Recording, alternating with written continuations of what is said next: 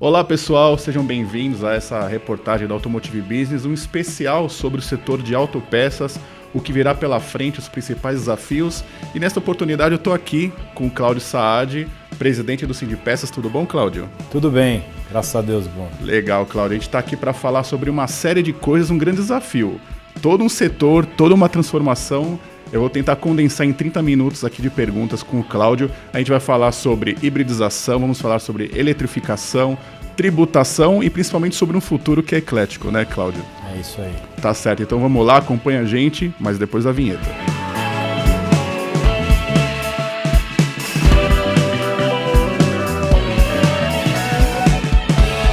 Bom, de volta depois da vinheta. Cláudio, na semana passada, nós estamos gravando esse vídeo no final de junho. Eu estive num evento de uma grande montadora que tem operação aqui no Brasil, um evento que a montadora reuniu seus fornecedores. A montadora passou a fazer isso depois de um tempo considerável, mais ou menos 10 anos, e o tema desse evento basicamente era, olha, a gente tem todo um futuro pela frente, a gente tem uma oferta pela frente, nós vamos focar muito em hibridização aqui no Brasil, só que a gente precisa dos fornecedores para continuar essa nossa caminhada. Eu queria começar conversando com você a respeito dessa caminhada especificamente. Eu queria saber se os fornecedores, como é que eles estão neste momento em condições de recursos, em condições de poder de desenvolvimento, por que não, para seguir esse caminho que as montadoras têm pela frente, aí mirando lá na frente hibridização, eletrificação e outras tecnologias, né, que também estão no horizonte delas. Perfeito. Bom, nós entendemos que o Brasil tem espaço para todas as rotas tecnológicas. Nós temos uma matriz energética no Brasil que é invejável e nós temos possibilidade de produzir aqui veículos híbridos, elétricos, célula de hidrogênio, flex, etanol. Nós temos possibilidade de produzir todas as rotas tecnológicas aqui. E a indústria de autopeças, na verdade, ela é sempre puxada pela demanda da montadora fabricando aqui no Brasil. Então, nós não temos uma preferência por uma rota específica. Nós entendemos que é ao contrário. Nossa indústria deve oferecer ao consumidor todas as opções, todas as rotas. E quem vai decidir isso é o consumidor. Mas por isso mesmo que ele precisa ser um consumidor bem informado, né, bem focado, para saber o que ele de fato vai ter de vantagem ou de problemas de cada uma das rotas. Para ele poder ir para aquilo que vai atender da melhor forma a sua necessidade. A gente vê no Brasil já algumas tendências se delineando. Por exemplo, ônibus elétricos, transporte urbano, já está virando uma realidade. Nós já estamos produzindo isso aqui e eu acho que a tendência é cada vez crescer mais. Aquele ônibus que roda um número limitado de quilômetros por dia dentro do centro urbano, ele, sendo elétrico, ele vai abastecer na garagem, né, vai recarregar na garagem e vai rodar o dia inteiro com aquela carga, não vai haver problema nenhum. Nós já vamos estar resolvendo um problema enorme que nós temos hoje desses ônibus a diesel rodando aí, emitindo CO2. Nós começamos a ver que elétrico para caminhões de entregas também para pequenas distâncias, está sendo super bacana. Nós temos montadoras que já estão com produtos aí fabricados no Brasil e que estão fazendo sucesso. Tanto caminhões mais leves como utilitários. Então, também é uma tendência que está se mostrando, né? Nós percebemos que o elétrico, conquanto a gente entenda que ele vai ser um nicho de mercado, por conta do valor dele diante do poder aquisitivo da nossa população, e ainda da dificuldade para você formar uma rede de recarregamento ao longo do país, ele, dentro dos centros urbanos, ele também faz sentido. Aquele cara que quer ter um elétrico para ir para o seu trabalho e voltar, que ele recarrega ou no trabalho ou na casa dele, faz sentido, faz sentido. A gente vê que um híbrido, por exemplo, a etanol, ele é perfeito para distâncias maiores, onde o elétrico não tem autonomia para chegar. Então, eu entendo que já começa a se definir isso. A gente tem 2 estudos aí que são super bacanas, que estão sendo feitos. Um é na USP, capitaneado pela USP, com participação da Shell, da Toyota, da Hytron, onde eles estão fazendo um estudo aí sobre hidrogênio, produção de hidrogênio através do etanol. O sonho é você ter um reformador que caiba dentro do veículo, um reformador on-board, para você fazer essa transformação de um tanque abastecido com etanol, você transformar esse hidrogênio. Isso, a médio e longo prazo, pode ser uma realidade para nós também. Se a gente não conseguir ter isso para veículos leves, a gente pode ter isso para pesados, onde você pode ter um reformador de um tamanho que caiba ali e não perca tanta potência. Então, são várias possibilidades. Inclusive a possibilidade dos flex abastecidos apenas com etanol, que também seria uma fonte de redução de emissão de CO2 absurda. Se o nosso ouvinte não sabe, eu me permito mencionar que hoje nós temos 80% da nossa frota de veículos leves circulante, ela é de veículos flex. Só que a grande maioria dos proprietários abastece com gasolina, por vantagens econômicas. Se encontrar uma forma de incentivar que esse proprietário, uma forma econômica, de incentivar que esse proprietário passe a abastecer com etanol, nós vamos ter uma redução aí de emissão de CO2 do dia para a noite absurda. Só com isso. Nós já temos hoje uma grande vantagem diante de muitos países do mundo com relação aos 20 e tantos % que a gente coloca de etanol dentro da gasolina. Estava ouvindo outro dia um estudo que me parece que só o efeito que isso faz na nossa frota circulante equivaleria ao fato de nós termos aqui rodando 8 milhões de carros elétricos. Quer dizer, nenhum país no mundo hoje tem 8 milhões de carros elétricos. Ainda. Então nós temos aí muitas opções para explorar. E nós entendemos que nós devemos ter todas essas opções. Nós entendemos que o Brasil tem condições de, volto a dizer, pela matriz energética que nós possuímos, de ter todas essas tecnologias. E nós temos que oferecer isso para os nossos consumidores, tanto no mercado interno, como também ter isso como opção para exportação, porque essa vai ser a forma de nós nos inserirmos nas cadeias produtivas globais. Eu gostaria de citar uma outra oportunidade que nós temos, que é o fato de os Estados Unidos e a União Europeia terem criado legislações que vedam a produção de motores e veículos a combustão a partir de 2030 a 2035. Se nós considerarmos que nós temos aí uma frota mundial circulante de cerca de 1,5 bilhão de veículos e considerarmos que nós produzimos cerca de 80 milhões por ano, se 100% desses 80 milhões fossem elétricos, nós levaríamos cerca de 19 anos para substituir a frota. Como hoje esses 80 milhões são compostos de apenas 30% de elétricos, para você substituir essa frota, nós vamos levar 50, 60 anos. Nós vamos ter ainda uma vida longa para o motor a combustão. E se isso não vai ser produzido mais nem na União Europeia nem nos Estados Unidos, alguém vai ter que produzir isso para o mundo. E o Brasil surge aí como um candidato muito forte nesse sentido.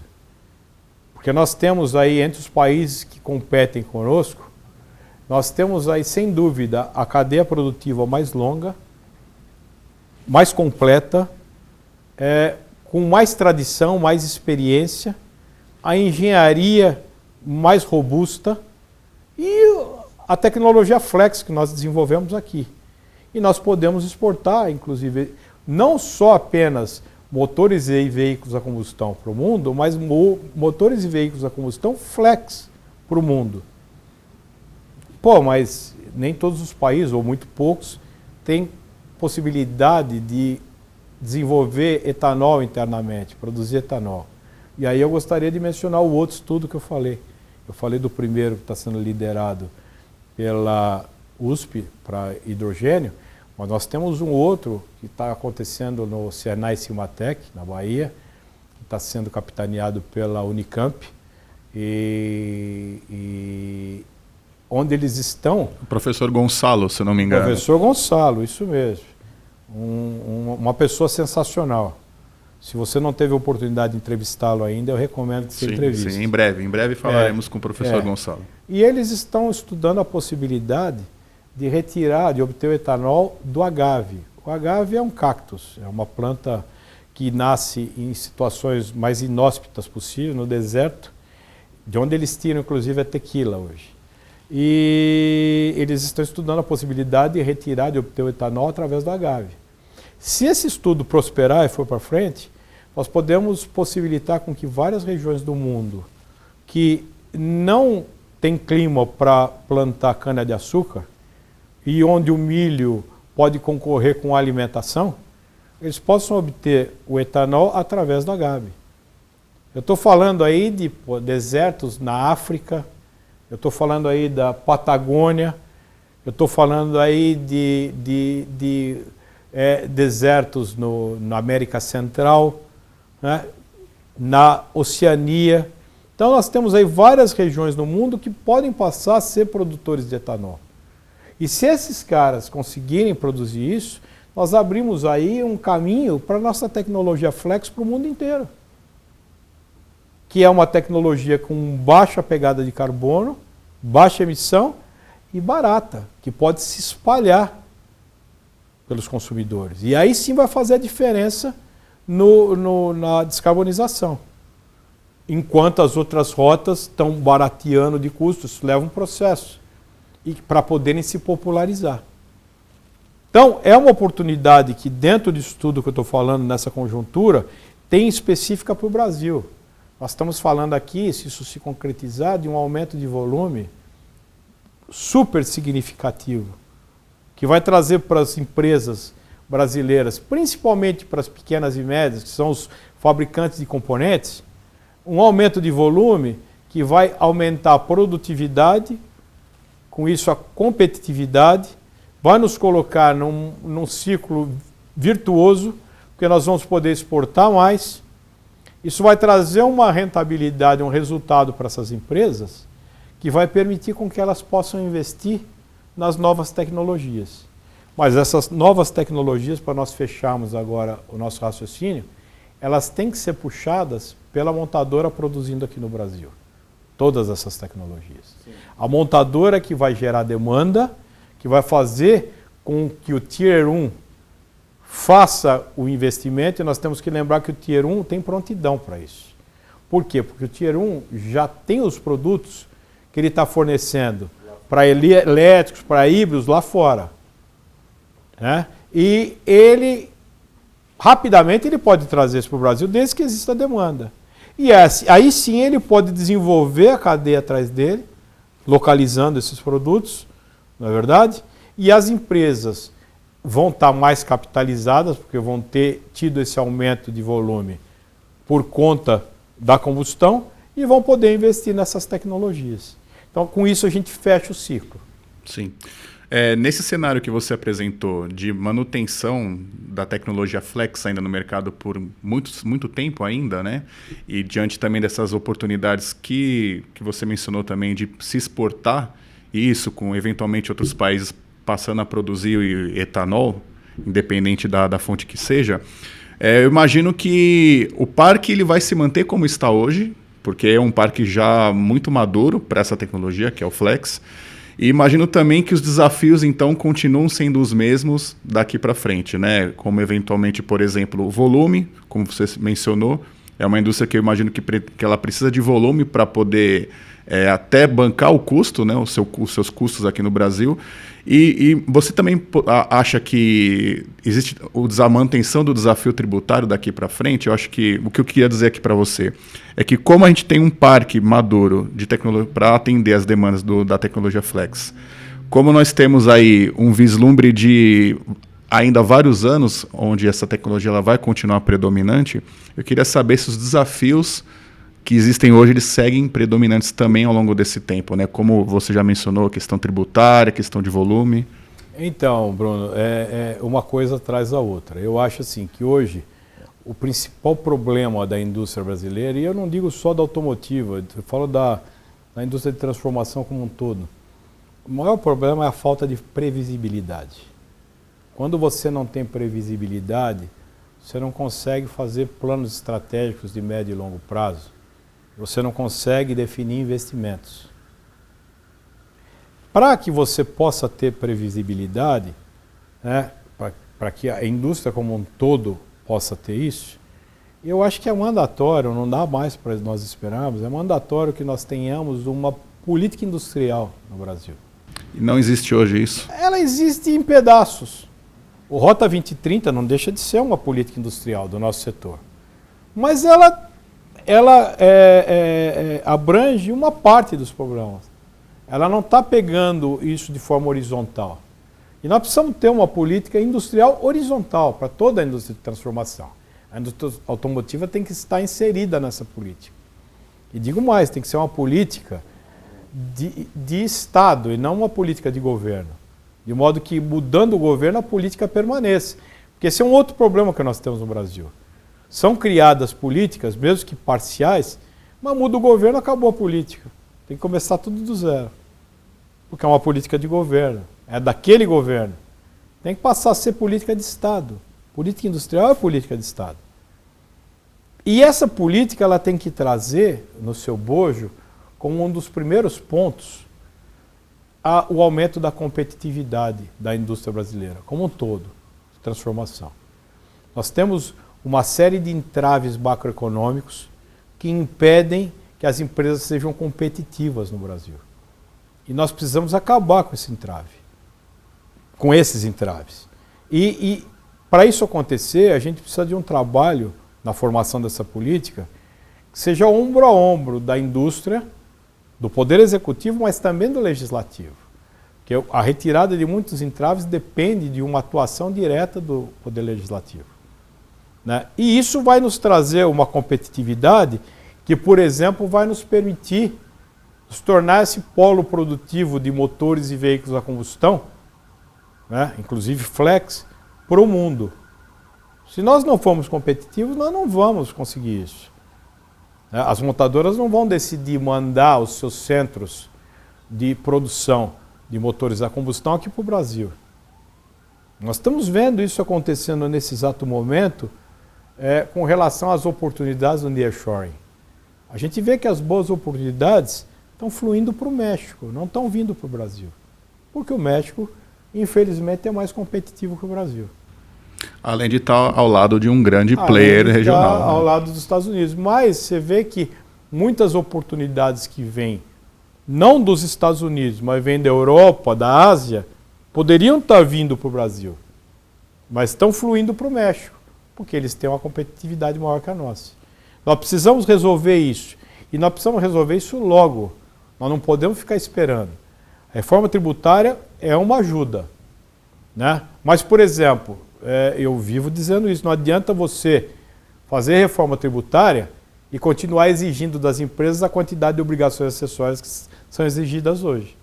Porque as empresas vão continuar tendo que manter aquele contingente de pessoas para também atender as obrigações acessórias. Então a gente precisa de uma política industrial que possa olhar isso como um todo, que possa levantar quais são os principais entraves que atingem a competitividade das empresas e eliminá-los. Afinal de contas, o que nós estamos pedindo no frigir dos ovos é igualdade de condições para competir com os nossos concorrentes lá de fora. Nós não queremos mais nada do que isso. É igualdade de condição. E a equipe atual do MIDIC, aí capitaneado pelo ministro Geraldo Alckmin, eles têm batido muito na tecla da reindustrialização do país, né? Eles estão até chamando isso de neoindustrialização. Você acha que a indústria voltou para o centro das atenções agora? Algo que eventualmente pode ter se perdido, até porque o agronegócio e a participação que ele tem no PIB acabou sendo, digamos, o centro das atenções das políticas públicas. Acho que a indústria agora, o governo voltou a olhar para ela com outros olhos? É um bom ponto que você está trazendo. Eu acho que sim. Eu acho que, em primeiro lugar, a gente precisa desmistificar essa conversa que existe da indústria contra o agro, ou do agro contra a indústria. O Brasil precisa de todos. É muito bom que o agro cresça, é muito bom que o setor de serviços cresça, mas nós também precisamos fazer a indústria crescer. Porque a indústria, querendo ou não, é aquela que oferece os empregos de qualidade, é aquela que oferece os melhores salários, é aquela que oferece a condição do empregado, do trabalhador se qualificar, dele subir. É a indústria que faz isso, né? E a gente vê que nos últimos anos, de fato, a indústria vem perdendo ano a ano importância no PIB. Se eu não me engano, chegou a ser 20% do PIB nacional e hoje o setor automotivo é 20% do PIB industrial. É uma perda considerável, né? Então, a gente perdeu muita representatividade e eu acho que o governo ele já percebeu que se nós quisermos ter um crescimento de PIB, nós precisamos fazer a indústria crescer. Cada real que a indústria produz, ele repercute na economia em quase R$3, por causa do tamanho das cadeias, que são longas. Então, com certeza, se o PIB industrial crescer, o PIB do Brasil vai crescer também. Na comparação com o agro, você tinha dito que justamente seria R$1 na cadeia. O agro e o setor de serviços têm cadeias mais curtas. Então, cada real que eles produzem repercute na economia em R$1,20, R$1,30. Né? A indústria, como tem cadeias longas, muito mais pessoas envolvidas, cada real que ela produz repercute na economia em quase R$3.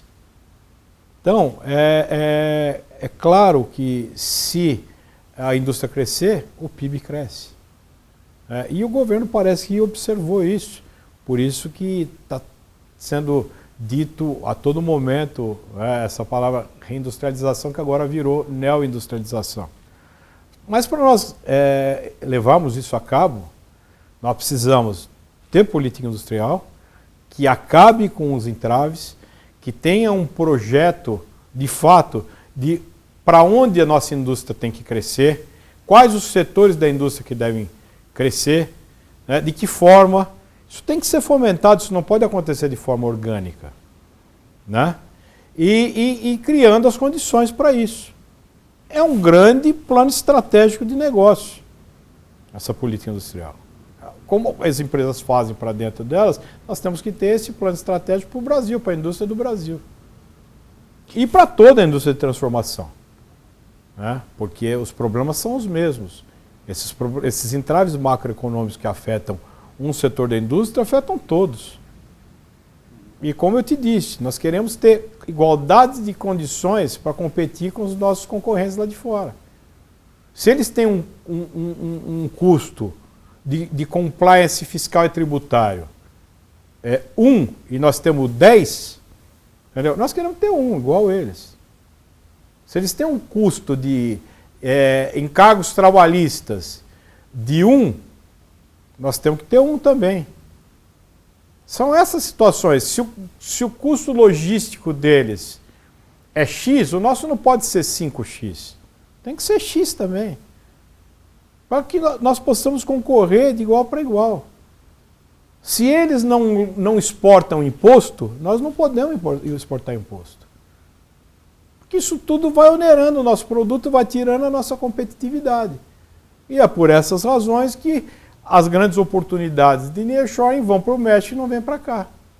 Então nós não podemos, muito bacana ouvir o governo preocupado com essa neoindustrialização, Mas nós precisamos fazer a lição de casa, nós precisamos fazer isso acontecer logo. Porque as oportunidades, elas passam. Elas são cavalos arriados que passam na nossa frente. Se nós não montarmos quando o cavalo está passando, depois não adianta você correr atrás do cavalo. Você não pega mais. Os cavalos estão passando. Nós temos que montar. Não podemos perder essa chance. O timing é muito importante. E nós nos colocamos à disposição do governo, tanto federal quanto estadual, para participar dessas políticas. Porque hoje nós conseguimos nos inserir em todos os fóruns que discutem política industrial no Brasil. Nós estamos inseridos nos grupos, nos conselhos da CNI, que estão discutindo isso e levando propostas. Nós estamos no Conselho Nacional de Desenvolvimento Industrial, CNDI, que foi recriado pelo governo, a Sindipeças faz parte. Nós fazemos parte do Conselho de Desenvolvimento Industrial aqui do Estado de São Paulo. Então, nos principais fóruns nós estamos participando. E entendemos que essa é a nossa obrigação. Nós não podemos só exigir do governo que faça as coisas. Nós temos que ir junto fazer. Nós temos que construir isso juntos. Afinal de contas, ninguém sabe melhor, né, da direção das balas do que o soldado que está lutando no fronte. Não é verdade? Ele que sabe a melhor forma de desviar, a melhor forma de atingir o inimigo, né, onde que você tem que cavar a trincheira. É o cara que está na linha de frente. E que somos nós. Então, se a gente não participar dessa construção junto com o governo, por mais boa vontade que o governo tenha, a política industrial não vai ser aderente. E nós precisamos, nesse momento, de uma política industrial que seja aderente, que resolva de fato os nossos problemas, que faça a nossa indústria voltar a ser competitiva, ser cada vez mais competitiva. Cláudio, as montadoras e seus fornecedores, eles têm, esse grupo, né, de empresas tem mostrado ao longo dos anos que, pelo menos na parte técnica, não deixa a desejar em nenhum quesito se comparar com a indústria de outros lugares, até como você mencionou, México e outros países da Europa. Nesse sentido, o que seria a neoindustrialização, na sua opinião? Então, eu vejo assim, a neoindustrialização, para mim, neoindustrialização, reindustrialização, são a mesma coisa. Eu não consigo ver uma grande diferença entre uma e outra, mas eu vejo assim, que é você ter uma política, né, que trace os caminhos da indústria. Um programa para um crescimento dirigido, direcionado da indústria de transformação brasileira. Para que ela deixe de crescer de forma orgânica e desigual. Se a gente não tiver isso, nós não vamos reindustrializar. E aí, dentro desse programa, a gente passa por todos os setores da indústria.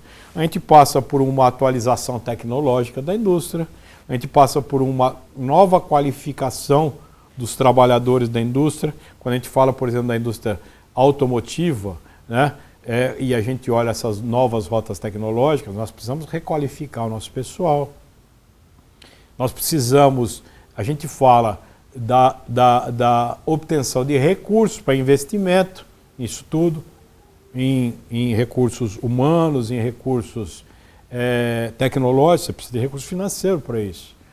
O BNDES tem tomado a frente nesse sentido, tem realmente falado uma língua que a gente gosta de ouvir, de voltar a ser um banco de fomento para o crescimento industrial, né?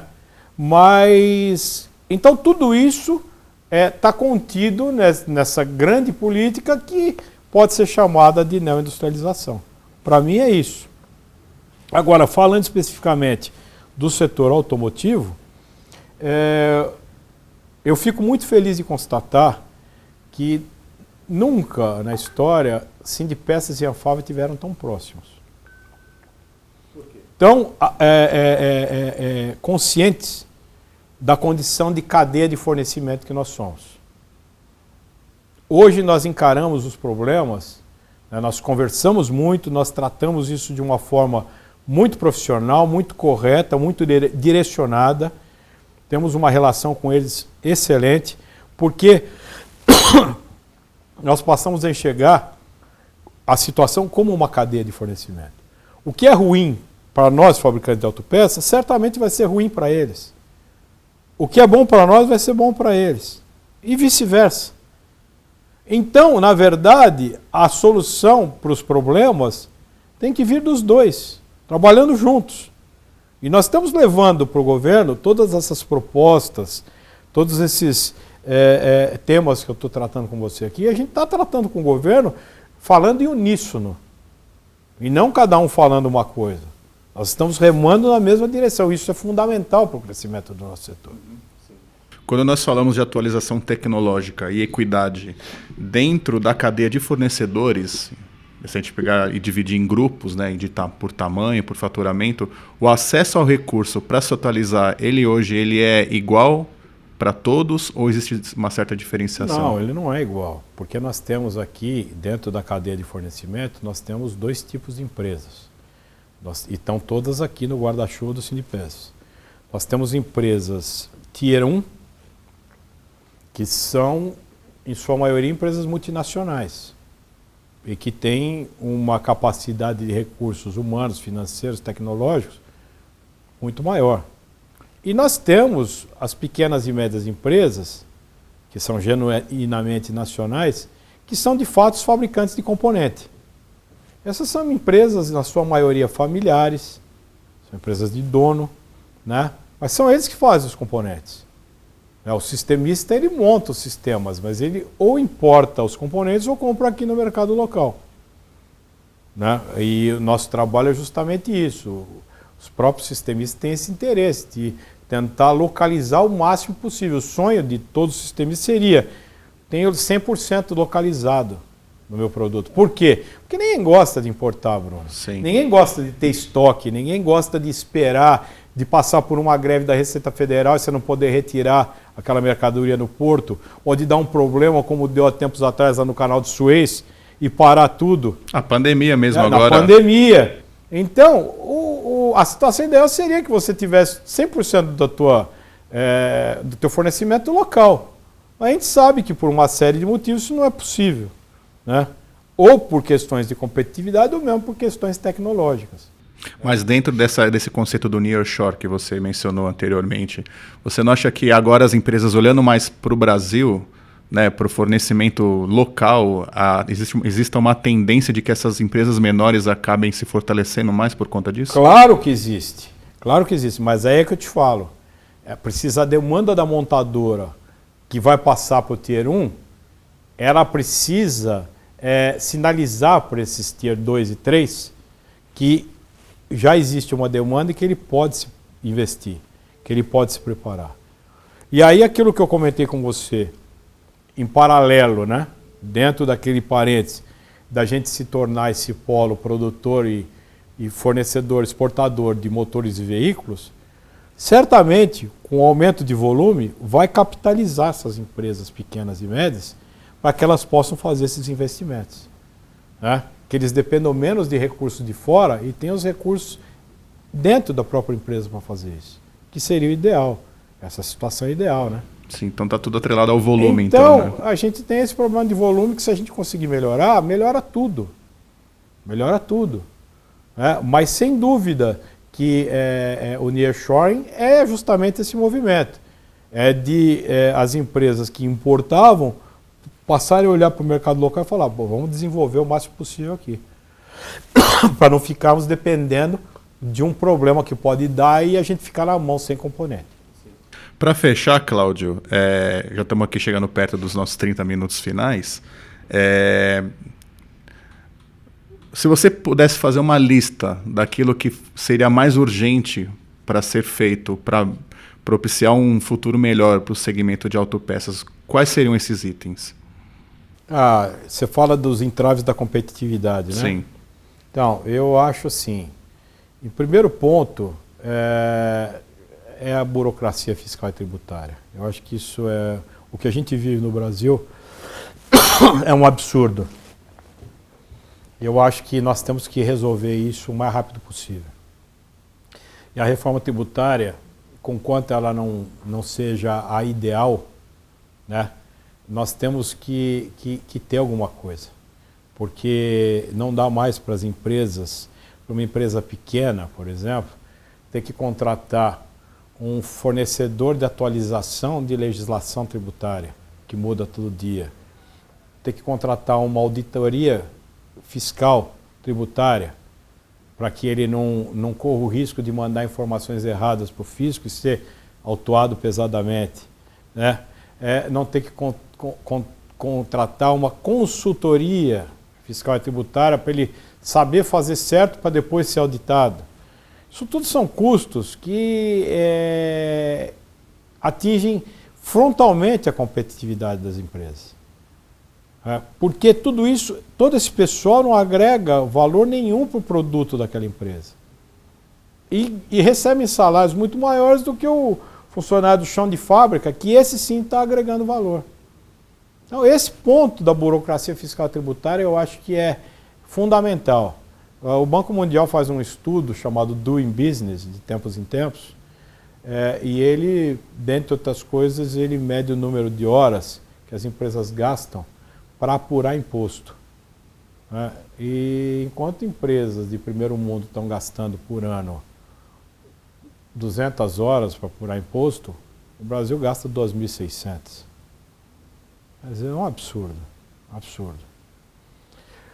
Outro ponto é o nosso custo logístico, que ainda é muito alto, né? Nós temos que ter uma forma de reduzir esse custo logístico. Nós precisamos ter no Brasil mais linhas ferroviárias para escoar produções até portos. Nós tínhamos que ter uma exploração maior da nossa navegação de cabotagem, que nós exploramos muito pouco ainda, não é competitivo, né? Nós temos os problemas ainda de origem trabalhista, encargos sociais, que estão em valores muito acima dos nossos competidores lá de fora, né? E assim vai. Nós temos o problema de segurança, né? Empresa, se você disser para uma empresa na Europa que ele tem que ter uma segurança armada na portaria 24 horas por dia, o cara vai falar que você está louco. Isso é uma realidade aqui no Brasil. E é um custo que as empresas têm, né? Então é uma série de coisas que nós precisamos resolver. E nós precisamos resolver isso logo. Porque se a gente não resolver isso logo, através de uma política industrial muito bem formulada, que saiba onde queremos chegar e que crie as condições para chegarmos lá, nós vamos perder as oportunidades novamente. Então eu acho que os pontos são esses. Você vê que esses pontos que eu falei não são pontos específicos da indústria automotiva, né? São pontos que, se melhorados, vão influenciar positivamente em toda a indústria de transformação, mas que nós precisamos resolver.